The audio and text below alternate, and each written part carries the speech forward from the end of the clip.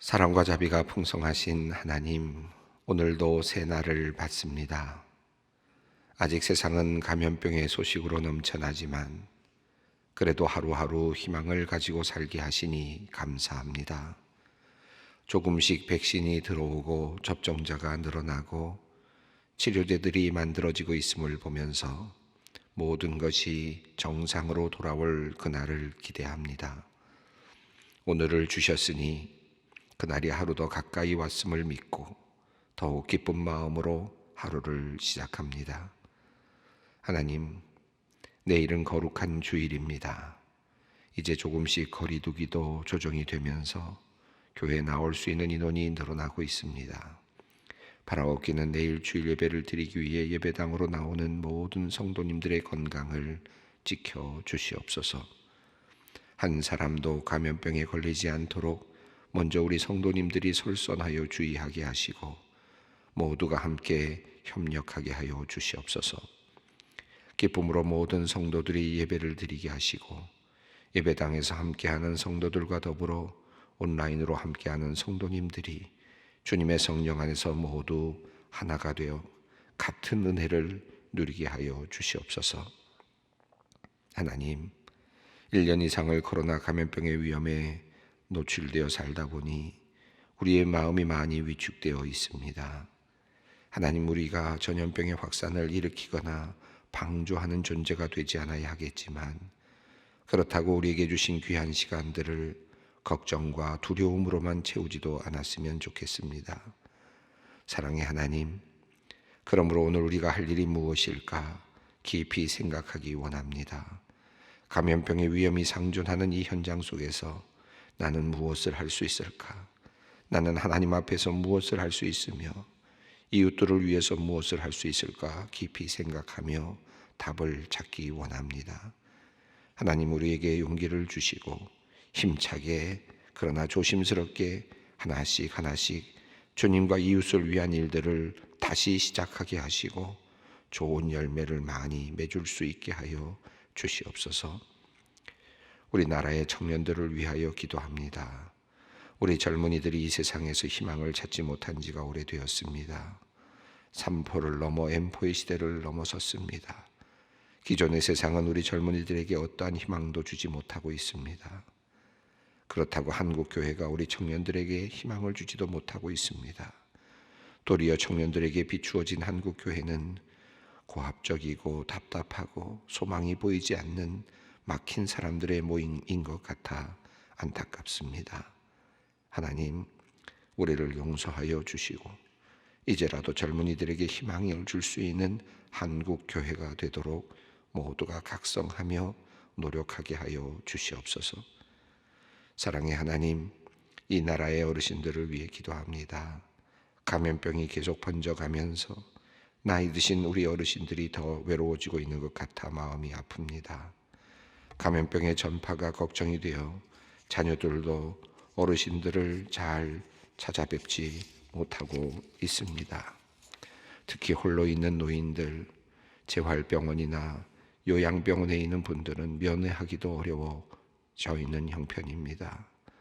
가족들을 만날 수 없어 더욱 외로워진 우리 어르신들의 마음을 주님께서 평안함으로 넉넉함으로 채워주시옵소서.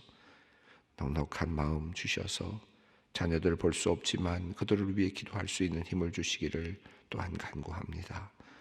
건강하게 어려운 시기 잘 견뎌내게 하여 주시옵소서. 이 시간에 소망의 성도들을 위해 기도합니다. 주의 성전에 나와 예배드리고 싶지만 연약한 육신으로 인해 거동이 불편하여 인터넷 영상으로 예배를 드리는 성도님들을 붙들어 주시어서 하늘의 소망과 위로를 채워 주시옵소서. 마음의 스트레스가 깊어져 몸의 이상 징후들로 나타나 힘들어하는 성도님들도 있습니다. 그들의 마음을 평강으로 채워주셔서 몸의 연약함이 치유되고 강건해지도록 은혜를 베풀어 주시옵소서. 갈수록 어려워지는 경제 상황으로 인해 어려움 중에 있는 자영업자들을 기억하여 주시고 사업하는 데 필요한 모든 것들이 잘 융통될 수 있도록 은혜를 베풀어 주시옵소서. 암으로 고생하는 우리 성도님들이 많이 있습니다. 주님께서 한 사람 한 사람의 사정을 아시고 그 약한 부분도 아십니다. 악한 세포가 더 이상 힘을 쓰지 못하도록 치유의 하나님께서 능력으로 성도님들의 몸을 지켜주시기를 간구합니다. 항암 치료를 받는 동안에 지치지 않게 하시고 잘 견딜 수 있는 건강 주시고 면역력을 강하게 하여 주시옵소서.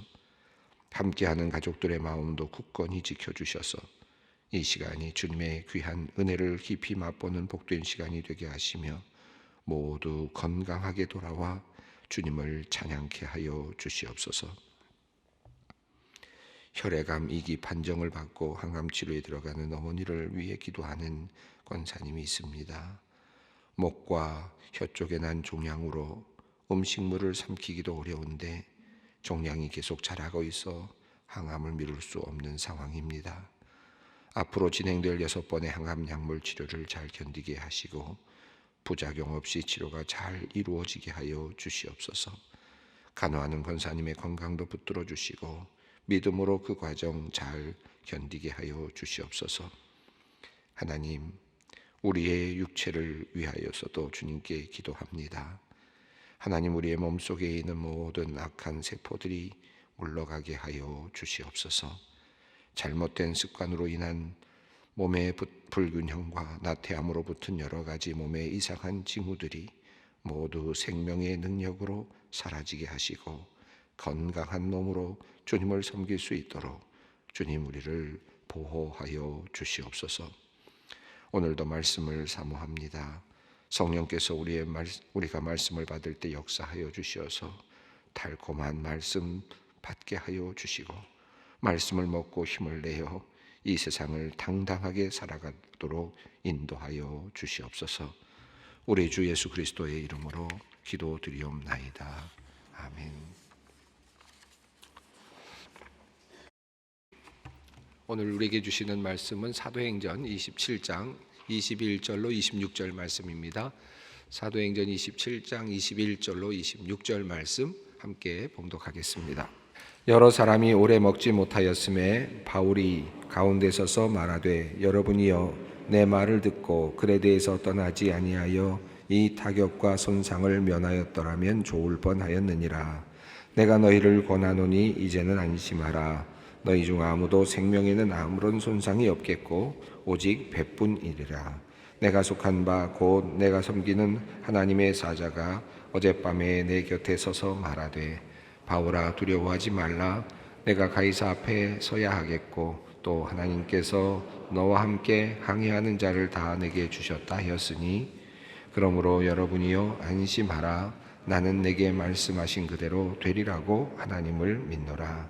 그런즉 우리가 반드시 한 섬에 걸리리라 하더라.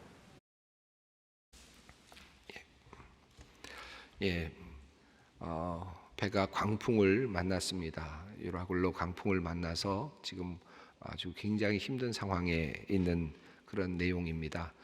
이 내용 속에 아주 구체적인 내용들이 나와 있지는 않지만 그 배가 좌초할 위기에 있고 그리고 또 풍랑으로 해서 배가 흔들리고 있는 이런 상황들은 자세하게 묘사되어 있지 않지만 아마 굉장히 어려웠던 상황일 거라고 생각합니다. 뱃사람들이 대부분이었을 텐데 뱃사람들조차도 아마 멀미로 가득했을 것이고 먹을 수 있는 상황도 안 됐을 것이고 모든 것들을 다 떠나보내는 물건들도 다 내보내고 모든 것을 버려야 하는 그런 상황이었던 것 같습니다.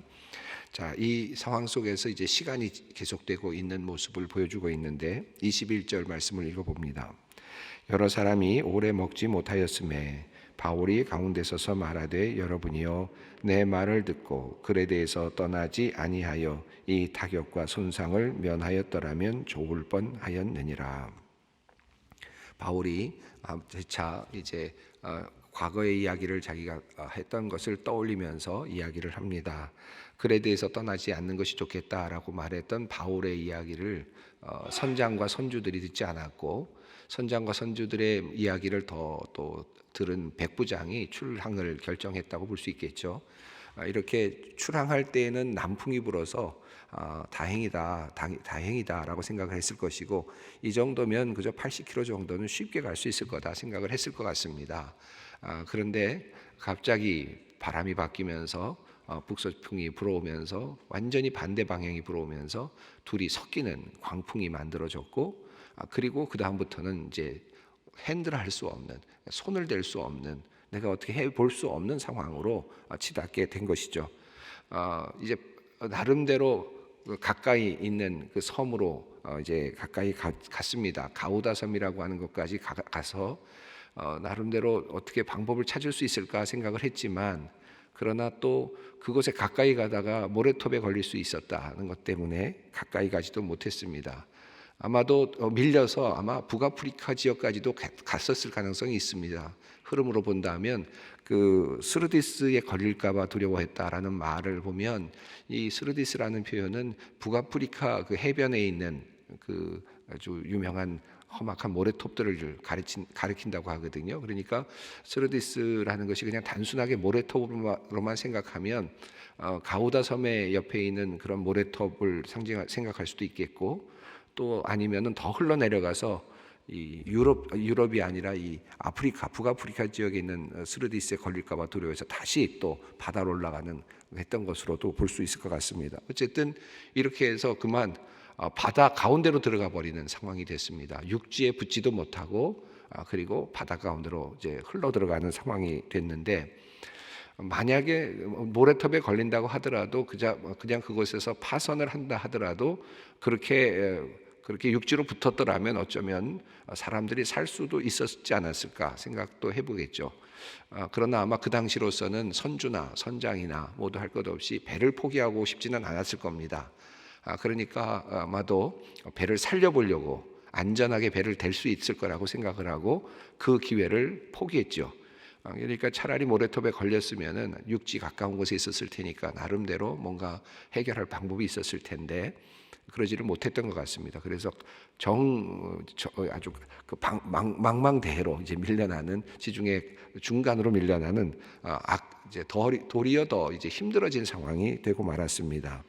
여러 사람이 그러다 보니까 먹지 못하게 되었고, 힘든 상황 속에서 이제 여기서 먹지 못했다는 말은 먹을 것이 없었다라는 말은 아닌 것 같아요. 뒤에 이제 나오는 내용을 봐서 먹을 수 있는 떡이 있는 걸로 봐서 아마도 먹을 수 있는 내용이 다 사라졌다는 의미는 아닌 것 같은데, 이들이 워낙 지금 사경을 헤매니까 죽느냐 사느냐의 상황이니까 먹을 수 있는 경황이 없었던 것 같습니다. 먹지도 못하고 지금 사투를 벌이고 있는 상황 속에서 바울이 이야기를 합니다. 글에 대해서 떠나지 않았더라면 얼마나 좋았겠느냐. 그러면 손상을 덜했을 것이다. 이 말은 그 선장이나 선주보다 더 신뢰감이 있는 말로서 이제부터는 아마 배에 있는 사람들에게 바울의 말이 역할을 했을 거라고 생각합니다.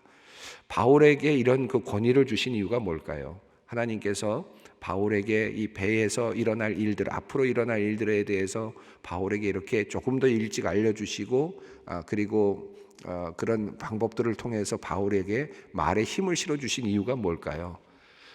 항상 바울에게 이렇게 해주시지는 않았을 겁니다. 바울이 환상을 본 것도 이번이 지금 세 번째, 하나님께서 사자가 와서 이야기하는 부분은 세 번째이지 항상 이렇게 이야기를 해주신 것은 아니거든요. 바울이 세 번 그 파선했다라고 했는데 그때마다 하나님께서 파선할 것과 살아날 것과 항상 가르쳐 주신 것 같지는 않아요. 성경의 흐름을 보면. 그런데 지금 같은 경우에는 하나님께서 지금 이렇게 알려주시고 분명하게 해주셨습니다. 왜 그랬을까요? 이 바울을 통해서 제가 생각할 때, 제가 묵상하면서 생각하기에는 지금 276명이라고 하는 사람이 타고 있는데, 그 자리에서 이제 바울의 말을 통해서 하나님의 말씀을 힘있게 전달하기 위해서 하나님께서 지금 그에게 다른 일까지도 알게 해주심으로써 힘을 실어주시는, 복음을 전파하기 위해서 다른 것에도 말에 힘을 실어주시는 그런 하나의 하나님께 역사였다라고 볼 수 있을 것 같습니다. 우리가 말에 힘이 실릴 때가 있잖아요. 물론 여러 가지 상황에서 실릴 수가 있습니다. 미래를 조금 더 앞서 보는, 기도하면서 우리가 또 여러 가지 영적인 능력을 통해서 조금 더 앞서 볼 수도 있고, 또 봉사할 수 있는 능력을 가지고 우리가 조금 더 사람들에게 봉사해서 사람들로 하여금 신뢰를 얻게 만들고 존경을 받게 만들고, 이런 일들이 일어날 수 있습니다. 이게 하나님께서 왜 나에게 이런 달란트 주셨나, 이런 일들을 주셨나, 근데 사실은 그 안에서 복음을 전할 수 있는 말의 힘, 그 힘을 주시기 위한 하나님의 방편일 수도 있겠다는 것이죠. 지금 여기 이 자리에서도 바울이 굳이 알리지 않아도 바울에게만 이야기하셨어도 되고 또 바울이 그 말을 하지 않았어도 됐습니다. 그러나 바울은 하나님의 사자가 그에게 이야기해 주신 것을 듣고 사람들을 안심시키면서 내가 전하고 있는 복음이 얼마나 분명한 것인가, 얼마나 힘이 있는 것인가, 얼마나 정확한 것인가, 신뢰할 만한 것인가, 이것을 이런 과정을 통해서 증명하고 있다는 것입니다. 우리의 삶 속에서 우리 믿는 사람들이 특별히 경험하는 일들입니다. 이런 것들을 흔히 우리가 놓치기 쉬운데 영적으로 분별을 하고 또 믿음의 생활을 하는 분들은 이런 흐름들을 아주 잘 감지하게 되죠. 그럴 때마다 겸손하게 되고 더 나아가서 주님의 일을 그때마다 해낼 수 있는 기회를 포착하기도 합니다. 자, 바울은 지금 이렇게 이야기를 합니다. 이것은 어떻게 보면 자랑이나 비아냥은 아니었을 것입니다. 안타까움도 있었을 것이죠. 자, 그리고 이제 22절에서 그러나 바울은 이제 하나님께 주신 말씀으로 그들을 안심시킵니다. 22절 읽습니다. 내가 너희를 권하노니 이제 안심하라. 너희 중 아무도 생명에는 아무런 손상이 없겠고 오직 배뿐이리라. 앞서서는 생명에 지장이 있을 것처럼 얘기했지만 그러나 이제 실제 상황 속에서 바울은 아무도 다치지 않을 것이다. 아무도 생명을 잃지는 않을 것이다. 그러나 배는 잃어야 한다는 것입니다. 다 구할 수는 없다. 이게 굿뉴스일까요? 배드뉴스입니까? 어떻게 보면 선주나 선장에게는 나쁜 뉴스일 수도 있죠. 결국은 배를 포기해야 되는구나 하는 뉴스일 수도 있는데 그렇지만 생명에는 지장이 없을 것이다. 그것이 바울은 지금 복음으로 전하고 있습니다. 그래서 안심하라라고 그렇게 이야기를 합니다. 자, 그리고 나서 왜 안심하라고 말할 수 있는지에 대해서 그가 설명하는데 23절 말씀입니다. 내가 속한 바 곧 내가 섬기는 하나님의 사자가 어젯밤에 내 곁에 서서 말하되. 자, 내가 이렇게 이야기할 수 있는 이유는 나의 하나님, 내가 섬기는 하나님, 그 하나님의 사자가 내 곁에 오셔서 나에게 말씀해 주셨기 때문이다. 바울이 지금 고난을 당하고 있는 상황인데 잡혀서 지금 미결수이지만 죄수의 신분으로 지금 압송되고 있는 상황인데 그런데도 불구하고 나의 하나님은 지금 나와 함께 하신다. 그리고 나에게 끊임없이 말씀하시고 나를 지도하고 계신다라고 하는 사실을 그곳에 있는 많은 사람들에게 275명의 사람들이죠. 바울까지 276명인데 그 사람들에게 지금 증언하고 있습니다. 그리고 분명하게 그 일을 이제 설명합니다. 24절입니다. 바울아 두려워하지 말라. 내가 가이사 앞에 서야 하겠고 또 하나님께서 너와 함께 항해하는 자들을 다 내게 주셨다 하였으니. 자, 바울에게 말씀하시기를 뭐라고 말씀하셨느냐 하면 내가 가이사 앞에 서야 할 것이다. 그러니까 다시 말하면 이 풍랑이 있지만 이 풍랑이 지금 정말 죽일 듯이 지금 달려들고 있지만 그런데 하나님의 뜻은 바울이 가이사 앞에 서는 것이다. 것입니다. 로마에 가는 것이다. 그러니까 하나님의 목적이 아직 이루어지지 않았다는 것이죠. 바울에게 지금 예정되어 있고 계획되어 있는 하나님의 섭리 그것이 아직 끝나지 않았다. 그러므로 너는 살 수밖에 없다. 살 것이다 라고 하는 말씀입니다. 이 말씀은 우리가 하나님께서 나에게 주시는 말씀으로 받으면 얼마나 좋겠어요. 우리가 살면서 무슨 일이 있을 때마다 하나님 어떻게 됩니까? 그럴 때마다 너 이런 거 해야 되니까 그러니까 너는 이제는 아직도 괜찮다. 늘 이렇게 말씀해 주시면 얼마나 좋겠습니까? 그런데 바울도 항상 이런 건 아니었거든요. 지금 특별한 케이스의 경우에 특히 로마로 가야 된다, 로마로 갈 것이다라는 경우에 있어서 주님께서 두 번째 지금 환상으로 보여주신 것이죠. 그 첫 번째 환상은 그 23장 11절이죠. 예루살렘에서 잡혀 있을 때 담대하라라고 말씀하시면서 네가 예루살렘에서 복음을 전했던 주를 증거했던 것처럼 네가 로마에서도 나를 증언할 것이다. 라고 말씀하셨던 부분이 한 번 있었습니다. 23장 11절 말씀이죠. 그리고 나서 이번에 또다시 배 위에서도 또다시 말씀합니다. 이때쯤 되면 사실 바울도 흔들릴만 하죠. 지금 압송되고 있는 과정에서 배가 아주 흔들리고 있는 상황에서 풍랑을 만난 상황이니까 그럼에도 불구하고 바울을 향해서 하나님께서는 네가 가이사 앞에 서야 되기 때문에 너는 보호받을 것이다 라고 그렇게 말씀합니다. 이 말을 우리가 바꾸어서 생각해 본다면 이런 말씀이 될 것 같습니다. 우리가 매일같이 그런 말씀을 듣지는 못하잖아요. 하나님께서 그렇게 말씀해 주시면 좋겠지만 말씀을 해 주시지 못하고 또 해 주시지 않고 우리가 또 스스로 살아야 되는 상황인데, 이걸 거꾸로 바꾸면 이런 말씀일 것 같습니다. 하나님께서는 나의 사명, 나의 일, 하나님께서 나를 위해서 만들어 놓으시고 나를 통해서 하시고자 하는 이것이 이루어지기 전까지는 나를 지켜내실 것이다. 끝까지 나의 생명을 보존하실 것이다 라고 하는 믿음을 가질 수는 있지 않겠습니까? 그럼 내가 살아있다면, 지금도 살아있다면, 오늘 산다면 그것은 나에게 사명이 있는 것이다 는 거죠. 그러니까 어떤 계시를 받고 그래서 어떤 그런 방향 지시를 받아서야만 우리가 안심할 수 있는 것이 아니라, 오늘도 내가 살고 있기에, 오늘도 내가 지금 생명이 지탱되고 있기에, 내가 아직도 나에게 할 일이 있기에 그것은 아직도 나의 사명이 있는 것이다. 그리고 끝나라 하시는 날은 사명이 끝난 것이다. 그러면 그래도 좋은 거죠. 끝나라 하시면 그것은 나의 사명이 다 된 것이니까 그것은 받아들이면 되는 겁니다. 하루하루 그렇게 살면 아마 두려움이 훨씬 더 감해지지 않을까 생각합니다. 바울은 지금 네가 가이사에게까지 가야 되기 때문에 너는 목숨을 보존할 것이다. 그 다음에 또 하나 24절 후반부에 나오는 부분입니다. 하나님께서 너와 함께 항해하는 자를 다 내게 주셨다 하였으니, 이 말은 무슨 말입니까? 바울 때문에 지금 275명의 사람이 살 수 있다는 겁니다. 그러니까 이 275명은 은혜 입은 자죠. 이분들은 또 다른 하나님의 각자의 목적이 있겠죠. 물론 하나님께서 전지하시고 전능하신 분이시니까 우리가 컴퓨터보다도 더 더 능력이 있으신 분이실 테니까 우리가 지금 컴퓨터라고 하는 것을 통해서도 지금 상상할 수 있는데, 완벽하신 하나님께서 275명의 삶을 다 나름대로 섭리하시고 계획하셨겠죠. 그러나 지금 이 순간에 그들이 사는 것, 그들이 지금 목숨을 부지하는 것은 바울을 살리기 위한 그 길 속에서 그들이 지금 은혜를 입고 있는 것이다. 그렇게 바울은 지금 바울을 통해서 하나님께서 말씀을 하십니다. 자, 그리고 나서 25절입니다. 읽습니다. 그러므로 여러분이여 안심하라. 내게 말씀하신 그대로 되리라고 하나님을 믿노라. 나는 하나님을 믿는다. 바울은 말합니다. 그래서 내게 말씀하신 대로 될 것이다. 내가 하나님을 믿기 때문에 그 하나님이 말씀하신 그대로 되리라고 나는 믿는다. 하나님을 믿는 것이 더 우선입니다. 내가 하나님을 믿기 때문에 그 말씀대로 되리라고 나는 믿는다는 것입니다. 자, 그래서 26절 말씀 읽어보겠습니다. 그런즉 우리가 반드시 한 섬에 걸리리라 하더라.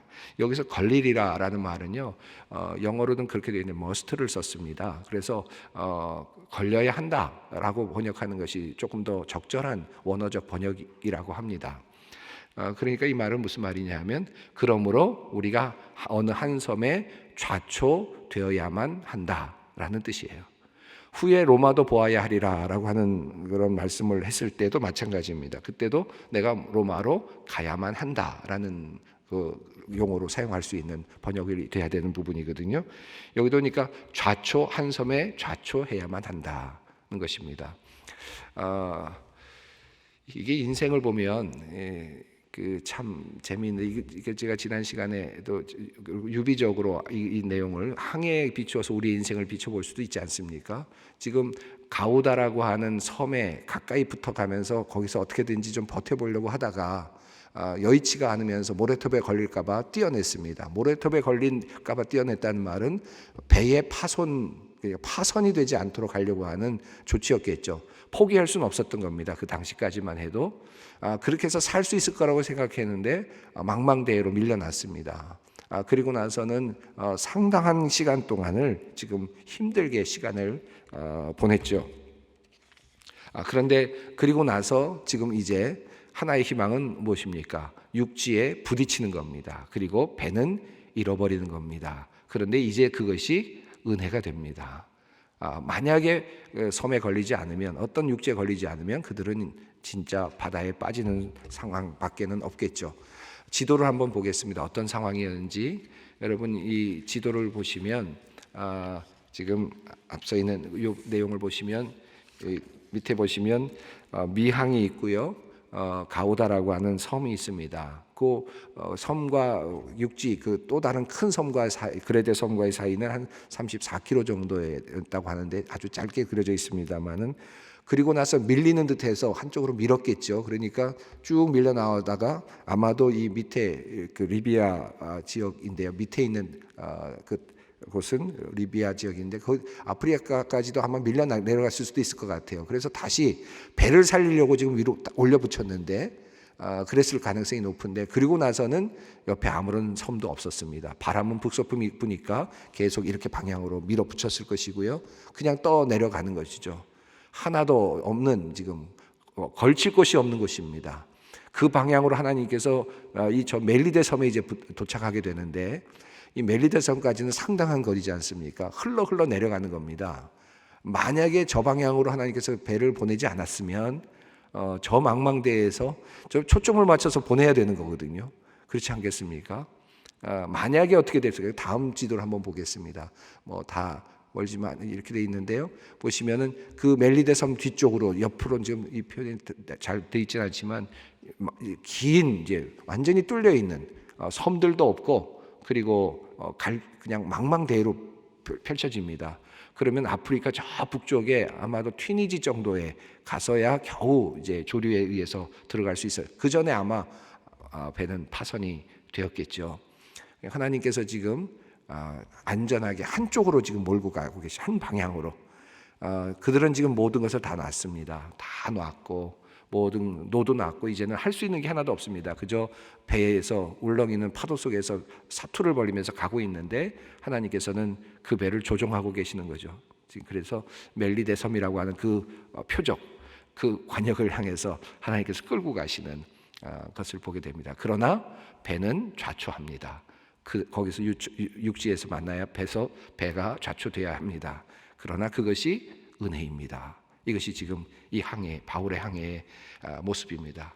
많은 걸 생각하게 하는 바울의 항해입니다. 오늘 이 흐름을 가만히 생각하면서 나의 인생도 돌아보면서 혹시 자초했던 것이 있었다면 그것도 은혜였구나 돌아보면서 기도할 수 있었으면 좋겠습니다. 함께 기도의 자리로 나아가겠습니다.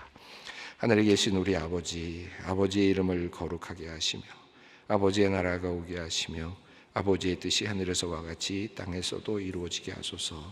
오늘 우리에게 일용할 양식을 주시고 우리가 우리에게 잘못한 사람을 용서하여 준 것 같이 우리 죄를 용서하여 주시고 우리를 시험에 빠지지 않게 하시고 악에서 구하소서.